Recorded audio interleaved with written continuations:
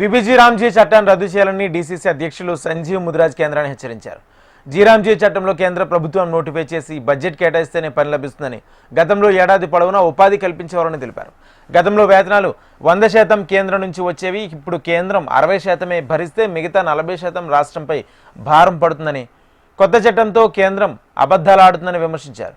కేంద్రం ఒకవైపు తన వాటాన్ని 40% తగ్గించుకుంటూ మరోవైపు 125 రోజుల ఉపాధి హామీని కల్పిస్తామని పెద్ద అబద్ధపు మోసం చేస్తుందని మండిపడ్డారు. కాంగ్రెస్ పార్టీ 2005లో ఏదైతే మన్రేగా చట్టాన్ని తీసుకురావడం జరిగిందో ఆ చట్టం మన అప్పుడున్న ఆంధ్రప్రదేశ్ రాష్ట్రంలో మొట్టమొదటిగా మెదక్ నుంచి ఈ చట్టం ప్రారంభమైంది.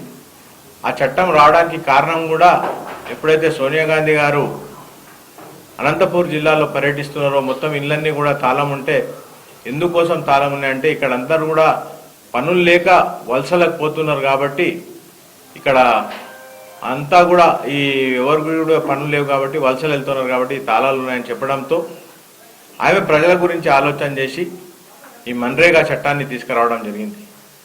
ఆనాడు డాక్టర్ మన్మోహన్ గారు ప్రధానమంత్రిగా ఉన్న